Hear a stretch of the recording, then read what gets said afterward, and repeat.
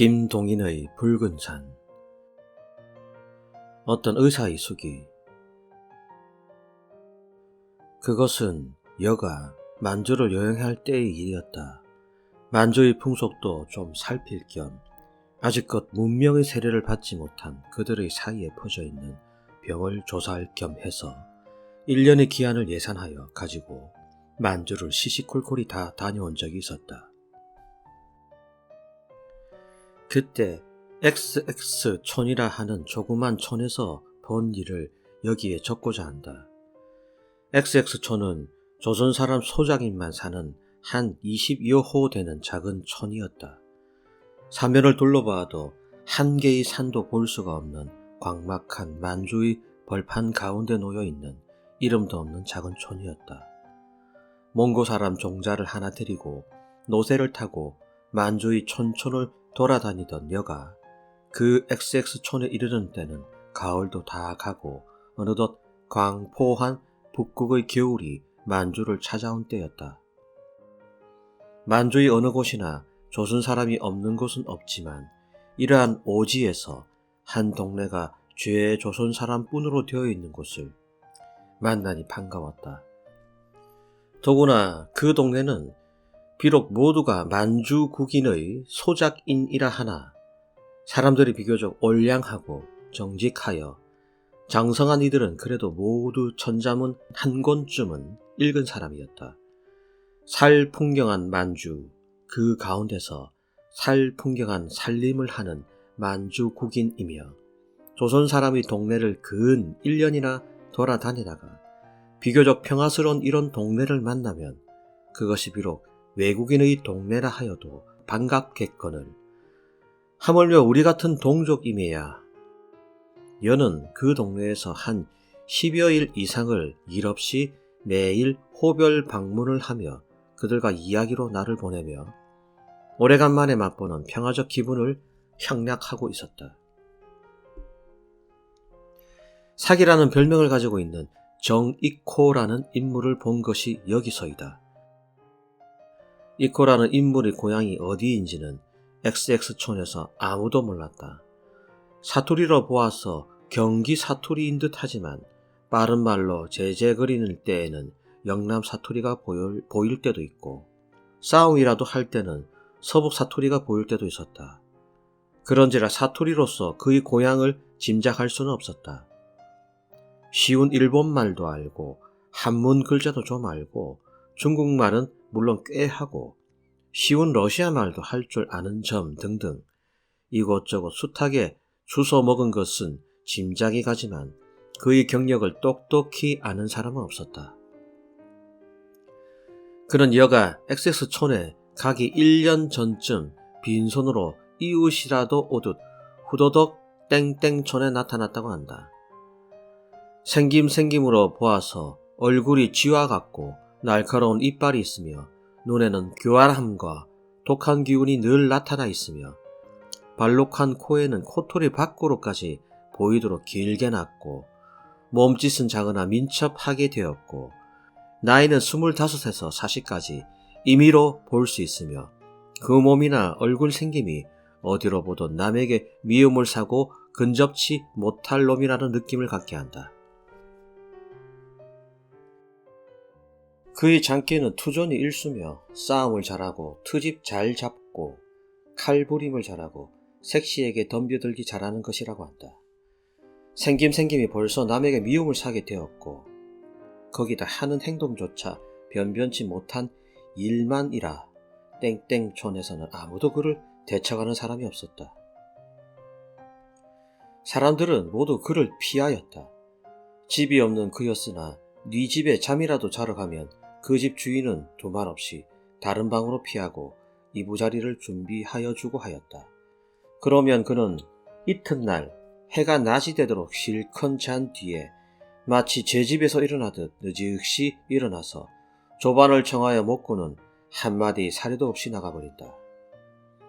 그리고 만약 누구든 그의 이 청구에 응하지 않으면 그는 그것을 트집으로 싸움을 시작하고 싸움을 시작하면 반드시 칼부림을 하였다.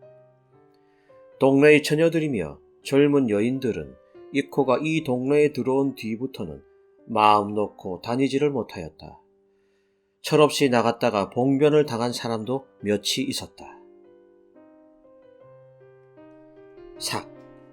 이 별명을 누가 지었는지 모르지만 어느덧 땡땡촌에서는 이 코를 이 코라 부르지 않고 삭이라고 부르게 되었다.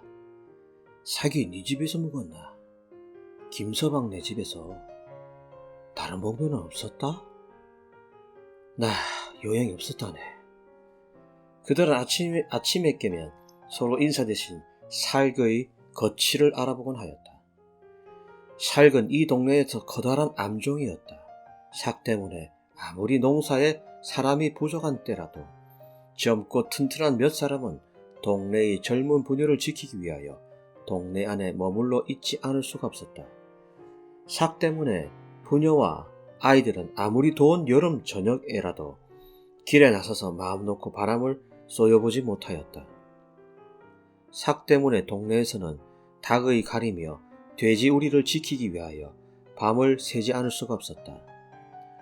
동네의 노인이며 젊은이들은 몇 번을 모여서 삭을 이 동네에서 내쫓기를 의논하였다. 물론 합의는 되었다. 그러나 내어 쫓는데 선착할 사람이 없었다. 첨지가 선착하면 뒤는 내 담당하마. 뒤는 걱정 말고 형님 먼저 말해보시오. 제각기 삭에게 먼저 달겨들기를 피하였다. 이리하여 동네에서는 합의는 되었으나 삭은 그냥 태연히 이 동네에 묵어 있게 되었다. 며느년들이 조반이나 지었나? 손주놈들이 잠자리나 준비했나? 마치 그 동네의 모두가 자기 집안인 것 같이 삭은 마음으로 이 집 저 집을 드나들었다. 대땡땡촌에서는 사람이라도 죽으면 반드시 조상 대신으로 삭이나 죽지 않고 하는 한마디의 말을 잊지 않곤 하였다. 누가 병이라도 나면 에이 이놈의 병 삭이한테로 가버려라 이라 하였다. 암종 누구나 삭을 동정하거나 사랑하는 사람이 없었다. 삭도 남의 동정이나 사랑은 벌써 단념한 사람이었다. 누가 자기에게 아무런 대접을 하든 탓하지 않았다. 보이는 푸대접을 하면 그 트집으로 반드시 칼부림까지 하는 그였지만 뒤에서 아무 말을 할지라도 그리고 그것이 삭의 귀에까지 갈지라도 탓하지 않았다. 이 한마디는 그의 가장 큰 처세 철학이었다. 흔히 곁동네 만주국인들의 투전판에 가서 투전을 하였다. 때때로 두들겨 맞고 피투성이가 되어서 돌아오는 일도 있었다. 그러나 그는 그 하소연을 하는 일이 없었다. 한다 할지라도 들을 사람도 없거니와 아무리 무섭게 두들겨 맞은 뒤라도 하루만 샘물에 상처를 씻고 절룩절룩한 뒤에는 또 이튿날은 천연히 나다녔다. 여가 땡땡촌을 떠나기 전날이었다. 송첨지라는 노인이 그의 소출을 나귀에 실어 가지고 만주국에 있는 지주가 있는 촌으로 갔다. 그러나 돌아올 때는 송장이 되었다. 소출이 좋지 못하다고 두들겨 맞아서 부러져 꺾어진 송첨지는 나귀 등에 몸이 결박되어 겨우 땡땡촌으로 돌아왔다. 그리고 놀란 친척들이 나귀에서 몸을 내릴 때 절명하였다. 땡땡촌에서는 왁자하였다. 원소를 갚자! 원소를 갚아! 명 아닌 목숨을 끊은 송첨지를 위하여 동네의 젊은이는 모두 흥분하였다. 제각기 이제라도 들고 일어설 듯 하였다. 그러나 그뿐이었다. 누구든 앞장을 서려는 사람이 없었다. 만약 이때에 누구든 앞장을 서는 사람이 있었더라면 그들은 곧 그 지주에게 달려갔을지 모른다. 그러나 제가 앞장을 서겠노라 나서는 사람은 없었다. 제각기 곁사람을 돌아보았다. 발을 굴렀다. 부르짖었다. 학대받는 인종의 고통을 호소하며 울었다. 그러나 그뿐이었다. 남의 일로 지주에게 반항하여 제 밥자리까지 때우기를 꺼림인지 용감히 앞서 나가는 사람은 없었다. 여는 의사라는 여의 직업상 송첨지 시체를 검시하였다. 돌아오는 길에 여는 삭을 만났다. 키가 작은 삭을 여는 내려다보았다. 삭은 여를 쳐다보았다. 가련한 인생아, 인종의 거머리야, 가치없는 인생아, 밥버러지야, 기생충아. 여는 삭에게 말하였다. 송첨지가 죽은 줄 아나? 여의 말에 여지껏 여를 쳐다보고 있던 삭의 얼굴이 아래로 떨어졌다. 그리고 여가 발을 때리는 순간 얼핏 삭의 얼굴에 나타난 비참한 표정을 여는 넘길 수가 없었다. 고향의 떠난 난리 밖에서 학대받는 인종의 가엾음을 생각하고 그 밤은 여도 잠을 못 이루었다. 그 억울함을 호소할 곳도 못 가진 우리 처지를 생각하고 여도 눈물을 금치 못하였다.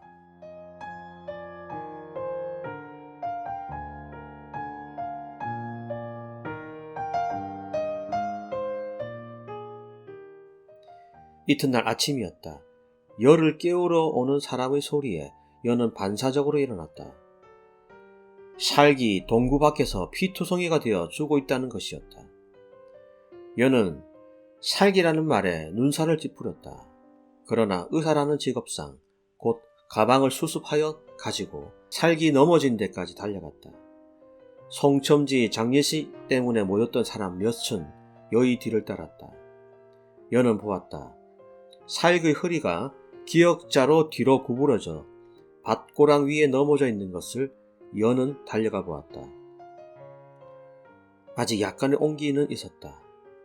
이코! 그러나 그는 정신을 못 차렸다. 여는 응급수단을 취하였다. 그의 사진은 무섭게 경련되었다. 이윽고 그가 눈을 번쩍 떴다. 이코! 정신 드나? 그는 여의 얼굴을 보았다. 끝이 이 한참을 쳐다보았다. 그의 눈동자가 움직였다. 겨우 처지를 깨달은 모양이었다. 선생님, 저는 갔었습니다. 어디를? 그놈, 그 지주놈의 집에. 뭘? 여는 눈물을 나오려는 눈을 힘있게 닫았다. 그리고 덥석 그의 식어가는 손을 잡았다. 잠시 침묵이 계속되었다. 그의 사제에서는 무서운 경련이 끊임없이 일었다. 그것은 죽음의 경련이었다. 듣기 힘든 그의 작은 소리가 또 그의 입에서 나왔다. 선생님, 왜? 보고 싶어요. 전 보고 뭐? 그는 입을 움직였다. 그러나 말이 안 나왔다. 기운이 부족한 모양이었다. 잠시 뒤에 그는 또 입을 움직였다. 무슨 소리가 그 입에서 나왔다. 자네 뭘 보고 싶은가? 보고 싶어요. 붉은 산이 그리고 흰 옷이. 아, 죽음에 임하여 그의 고국과 동포가 생각난 것이었다. 여는 힘있게 감았던 눈을 고즈넉이 떴다. 그때 삭의 눈도 번쩍 뜨이었다. 그는 손을 들려고 하였다. 그러나 이미 부러진 그의 손은 들리지 않았다. 그는 머리를 돌이키려 하였다. 그러나 그런 힘이 없었다. 그의 마지막 힘을 혀 끝에 모아가지고 입을 열었다. 선생님. 왜? 저것. 뭘? 저기 붉은 산이, 그리고 흰 옷이. 아, 선생님, 저기 뭐예요? 여는 돌아보았다. 그러나 거기에는 황막한 만주의 벌판이 전개되어 있을 뿐이었다. 선생님, 노래를 불러주세요. 마지막 소원 노래를 해주세요.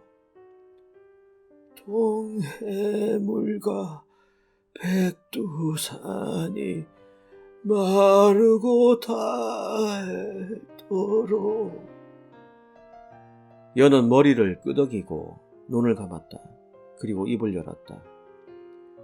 여의 입에서는 창가가 흘러나왔다. 여는 고즈넉이 불렀다. 동해물과 백두산이. 고즈넉이 부르는 여의 창가 소리에 뒤에 물러섰던 다른 사람의 입에서도 숭엄한 코러스는 울려 나왔다.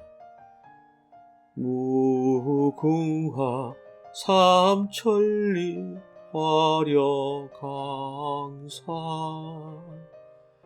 광막한 겨울의 만주벌 한편 구석에서는 밥버러지 이코의 죽음을 조상하는 숭엄한 노래가 차차게 엄숙하게 울렸다. 그 가운데 이코의 몸은 점점 식어갔다.